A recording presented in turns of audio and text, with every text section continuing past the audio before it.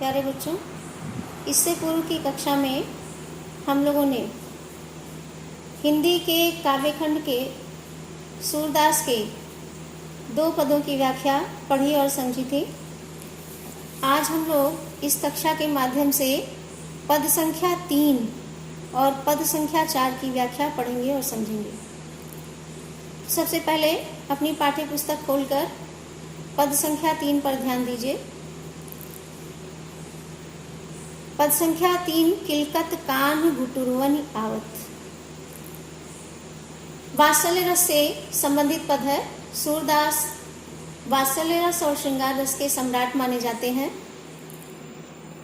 जो पद आपके पाठ्यक्रम में दिया गया है उसमें घुटनों चलते हुए शिशु श्री कृष्ण के दिव्य सौंदर्य का, उनकी अनुपम छटा का बड़ा ही मनोहर प्रस्तुतिकरण किया गया है। किस प्रकार से एक घुटनों चलता बालक दौड़ दौड़ कर अपने आंगन में क्रीड़ा करता है, इधर उधर पड़ी हुई वस्तुओं को उठा लेता है, कभी किलकारी मारता है, कभी हंसता है। बिल्कुल वैसी ही छवि, वैसी ही अद्भुत लीला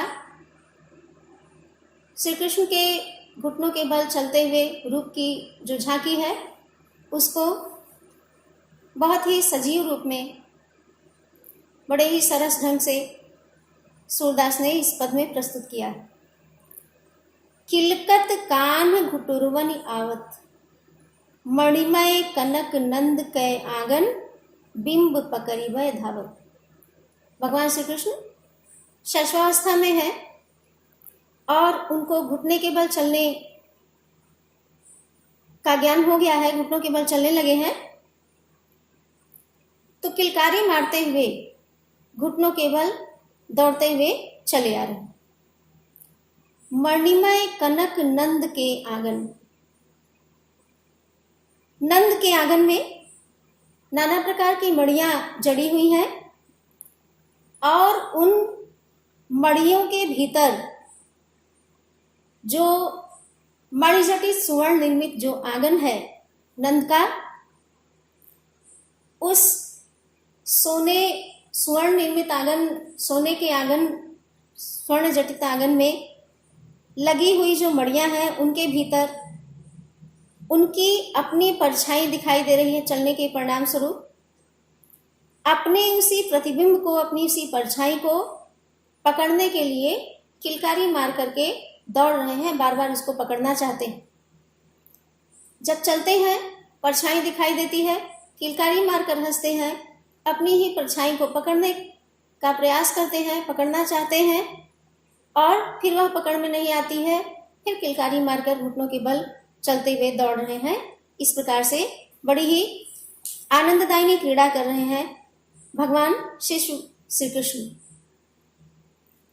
कबहु निरखि हरि आप छाह को, करसो पकड़न चाहत।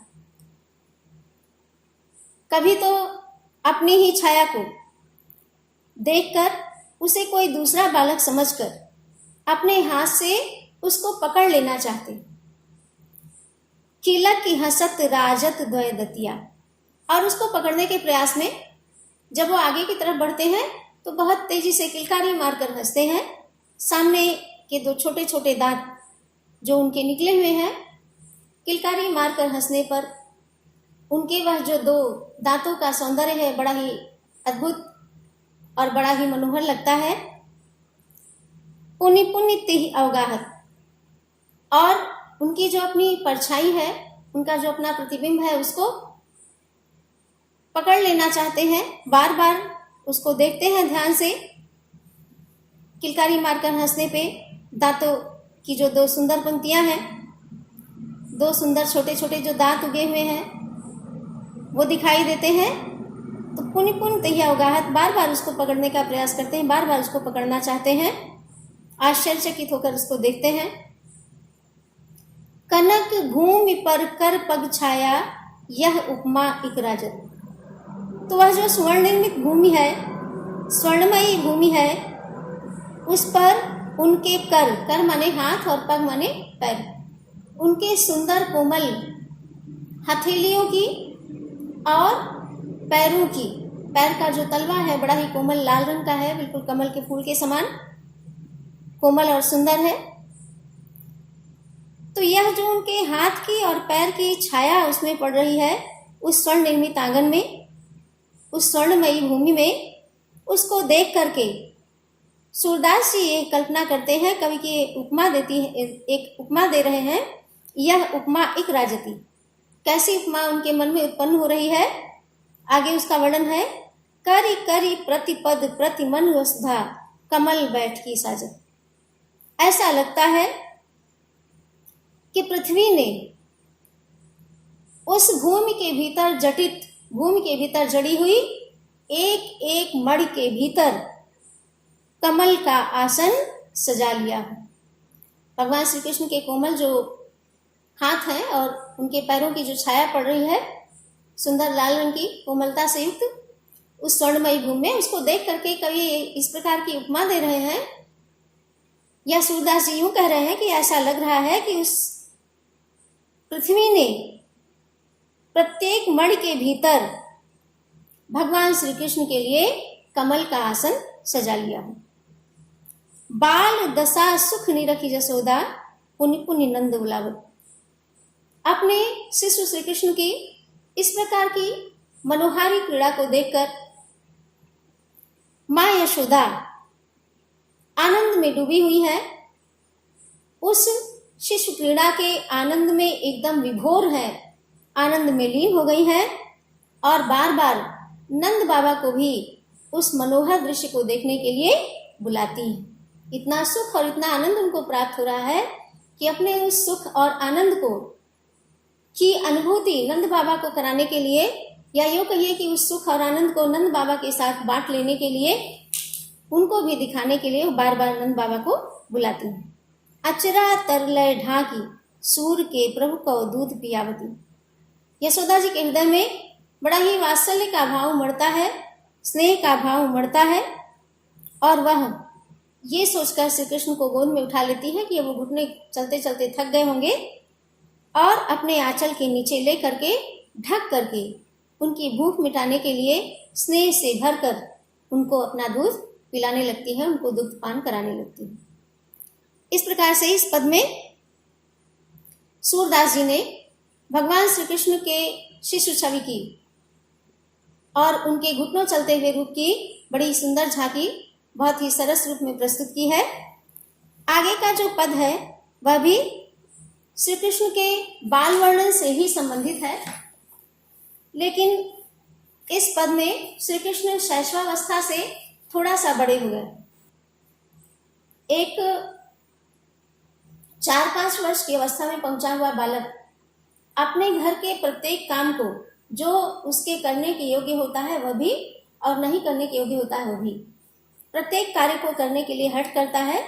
तो भगवान श्री कृष्ण भी थोड़ा बड़े हो गए हैं, इसलिए वो भी जब देखते हैं कि बड़े बड़े ग्वाल बाल सब गायों को लेकर के वन में चराने के लिए जाते हैं, तो उनके मन में भी उत्सुकता है, मैं भी गोचारण के लिए जाऊंगा, मैं भी अपनी गायों को चराने के लिए जाऊंगा।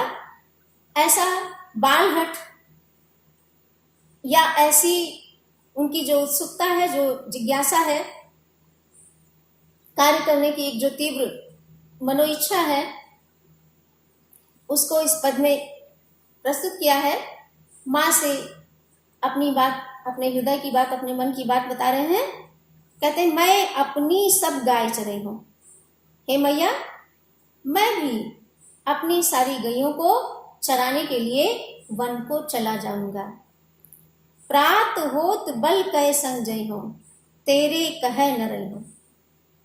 कहते प्रातः काल होते ही मैं बलराम भैया के साथ चला जाऊंगा। प्रतिदिन बलराम भैया चले जाते हैं, मैं भी प्रातः काल होते ही बलराम भैया के साथ अपनी गायों को चराने के लिए चला जाऊंगा। तेरे कहे न रही हो, और चाहे तू मुझे कितना भी समझाएगी, लेकिन मैं तेरे कहने से घर पर नहीं रुकूंगा, मैं अवश्य ही अपनी गायों को चराने के लिए जाऊंगा। ग्वाल बाल गायन के भीतर नए कहूं डर नहीं लागत।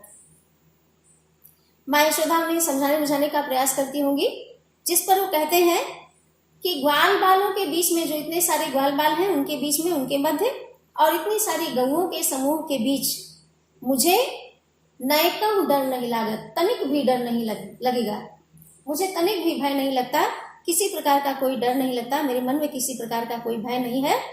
आज न सोओ नंद दुहाई, रहे निरहोगो जागत। पुनः कहते हैं, बड़ी ही बाल सुलभ बात, बहुत ही मनोवैज्ञानिक ढंग से प्रस्तुत की गई है इस पंक्ति के माध्यम से।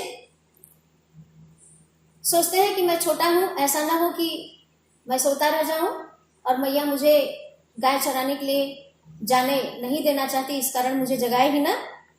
कहते नंद बाबा की दुहाई देकर कहता हूं कि आज मैं सोऊंगा नहीं, रैनी रहूंगो जागत। रैनी माने रात, मैं पूरी रात जागता रहूंगा, सोऊंगा ही नहीं।